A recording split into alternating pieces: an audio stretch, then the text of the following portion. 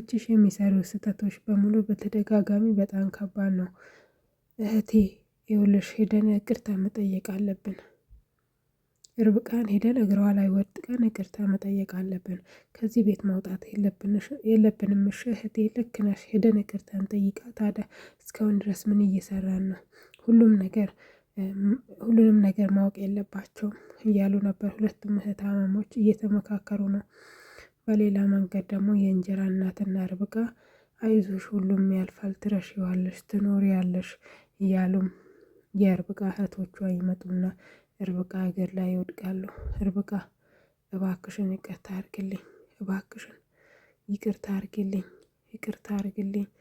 እኔ እንደዚህ ይሆናል ብዬ እንደዚህ አይነት ነገር ይፈጠራል ብዬ አስቤ አይደለም። ስትደባደቢ ከእሷ ጋር ለማገላገል ብዬ ስገፋሽ ነው የወደቅሽው እንጂ እኔ እንደዚህ ትወድቂያለሽ እንደዚህ ትሆኛለሽ ብዬ በጭራሽ አስቤ አይደለም። እባክሽ ይቅርታ አድርግልኝ እያለች ነበር። እናትየውም ተነሱ ከእግሯ ተነሱ፣ እናንተ የሰራችሁ ስህተቶች በሙሉ በጣም ከባድ ናቸው። እያወቃችኋት ነው የገፈተራችኋት። የእናንተን ስራ አውቃለሁ። እንዲሁም ለእናንተ ከባድ መርዶ አለኝ ትላለች። ምንድን ነው እሱ? መርዶውን ልንገራችሁ። አባታችሁ ሲሞት የቤት የሀብት ንዝዛዜ ላይ ለእኔና ለርብቃ ብቻ ነው ሁሉንም ነገር ያወረሰን። ስለዚህ እናንተ ከዚህ ቤት ልብሳችሁን ብቻ ይዛችሁ ነው የምትወጡት ማለት ነው። እንዴ እንደዛ ነው። ምንም ሆናችሁ እንትን አትበሉ። ሁኔታው እንደዛ ነው። አመናችሁም አላመናችሁም ትላለች። ሁለቱም እህታማሞች ፌንት ምነቅሉት ብቻ ነው የቀረው። እንዴት ሊሆን ይችላል? እንዴት ሊሆን ይችላል? ይሄ ሁሉ የርብቃ ስራ ነው። አንቺ ነሽ አይደል እንደዛ ያደረግሽው? ይኸውልሽ እህቴ እኔ ምንም አውቀው ታሪክ የለም። ይኸው እኔ ከእናንተ እኩል ነው የሰማሁት ትላለች ርብቃ። ሰራልሻለሁ እያለች ነው። እንዴት እናት ይህንን ሁሉ ውሳኔ አምና ልትቀበል ቻለች? እናታችን እኮ ለእኛ ነው እንጂ እናት ለአንቺ እናት አይደለችም። እንዴት እንደዚህ አይነት ውሳኔ ሊወሰን ቻላ? እያለችም እናቷ እንግዲህ አባትየው በህይወት የነበረ ጊዜ ውርሱን ያስተላለፈው ለርብቃና ለእንጀራ እናቷ ብቻ ነበር። ወረቀቱንም አይቶ ማመን ያቅታቸዋል። ምንድን ነው የተፈጠረው?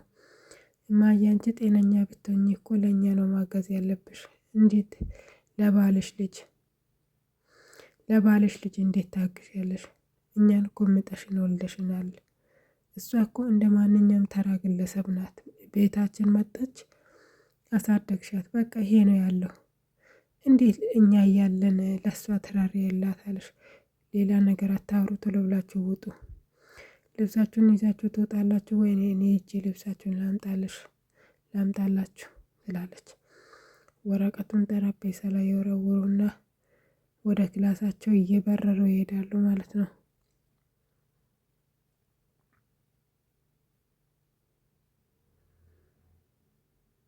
የሰሙትን ነገር ያላመኑት ሁለቱም እህታማሞች ሊያብዱ ሰከንድ ብቻ ቀርተዋል። ይኸውልሽ እማዬ ይሄ መሆን የለበትም። ሁለቱም እህቶቼ ወደ ጤና ሆስፒታል መሄድ አለባቸው። የአእምሮ ሐኪም ማግኘት አለባቸው። እነዚህ በጤና አይደለም እንደዚህ የሚሆኑት። አባዬም ይሄንን ማድረግ አልነበረበትም ይላሉ። ሁለቱም እህታማሞች በሌላ መንገዱ እየተመካከሩ ነው። ይኸውልሽ እህቴ ርብቃን ይቅርታ መጠየቅ አለብን። እናታችንም ይቅርታ እንጠይቃታለን። እናታችን ሩሩና ደግ ሴት ናት። ወደ አሁኑኑ ይቅርታን ትቀበላለች ማለት ነው። ከዛ በኋላ እኛ ደግሞ ቀስ በቀስ ስራችንን እንጀምራለን። አባታችንን እንዳደረግነው ርብቃንም እናረጋታለን። ከዛ በኋላ ከዚህ ጨለም እናሰናብታታለን። አንቺና እኔ እናትሽ እዚህ ቤት በጣም ደስተኛ ሆነን እንኖራለን። እሺ እህቴ ትላለች። እህቷን መልሳ ያመጣሽው ሀሳብ እጅግ በጣም ድንቅ ሀሳብ ነው። ስለዚህ እኔ ምስማማሻለሁ። በይ ስራችንን ቀጥል ተነሽ ትላታለች። እሺ ብሎ ተስማሙ። ርብቃና የእንጀራ እናት እየተነጋገሩ ነው። ይኸውልሽ ርብቃ ይሄ ሁሉ መሆን አለባቸው። እነዚህ ሰዎች ከዚህ ቤት ካልወጡ በስተቀር ካልተቀጡ በስተቀር ለአንቺም ጥሩ አይመጡልሽም። እሺ እህቴ ምናምን እያለች ልጄ እሺ ብላ እየነገረቻት ነበር። ሁለቱም እህታማሞች ይመጡና የርብቃ እግሯ ላይ ድፍት ይላሉ። ተደፍቶም እባክሽ ይቅርታ አርግልን፣ እባክሽን ይቅርታ አይለመደንም፣ የመጨረሻ አንድ እድል ብቻ ይሰጠን እያሉ እንግዲህ ያሳምባ እያለቡ እንግዲህ እያለቀሱ ነበረ። ርብቃ ካፏ ምንም አይወጣም። እህቶቿን ማየት ብቻ ስራው ሆነ ማለት ነው። እናትየውም በመሃል ላይ ጣልቃ ይገቡና አንድ ነገር ያወራሉ። በቃ እኔ ይቅርታ አድርጌላችኋለሁ፣ ስለዚህ እህታችሁን በደንብ አቅፋችሁ ይቅርታ ጠይቋት። እማዬ ይቅርታ አረግሽልኝ፣ እኔ ከመጀመሪያውም ይቅርታ እንደምታደርግ ያውቄ ነበር ትላለች። ርብቃ በራሷ በኩል ግን ምንም አታወራም፣ ጸጥ ብላ ታያቸዋለች ማለት ነው። አዎ እኔ እናታችሁ አይደለሁ፣ ይቅርታ አረጋለሁ። የእናት አንጀት እኮ አይችልም። በሉ እህታችሁን እቅፏትና ይቅርታ ጠይቁ ትላለች እናትየው።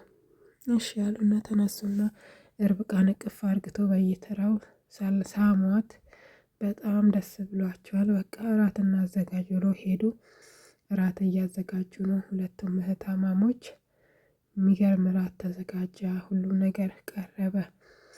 ሶስቱም እህታማሞች እና እናት ቁጭ ብሎ እጅግ በጣም እየተሳሳቁ እያወሩ ብዙ ትውስታዎችን እያነሱ በጣም ደስ የሚል የራት ጊዜ ያሳለፉ ማለት ነው።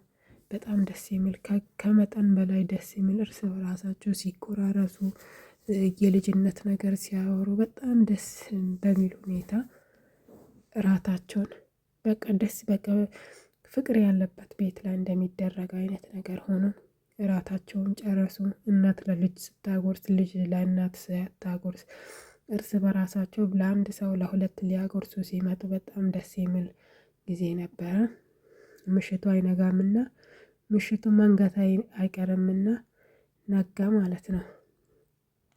ሲነጋ ርብቃ በጣም አዝና ነበር።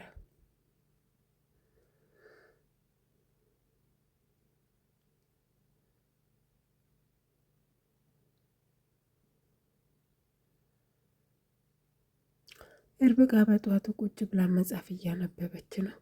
እህታማሞች ደግሞ ክላስ ላይ ቁጭ ብሎ እያወሩ ነው፣ እያሴሩ ነው። እንዴት ነው ማድረግ ያለብን እንዴት ነው እያሉ ከእህታማሞች አንዷ ትመጣለች። ርብቃ በጣም አዝነሻለሽ፣ እንደዚህ ማዘን የለብሽም። አባትሽ እኮ ለአንቺ አባት ብቻ አይደለም፣ ለእኔም አባት ነው፣ ለአንቺም አባት ነው፣ ለእህቴም አባት ነው፣ ለእናቴ ደግሞ ባሏ ነው። እንደዚህ አንቺ ብቻሽን ማዘን የለብሽም። አንቺ ወደ ስራሽ መመለስ አለብሽ። እሺ ወደ ትምህርት ቤትሽ መመለስ አለብሽ፣ መማር አለብሽ፣ ህይወትሽን መቀየር አለብሽ።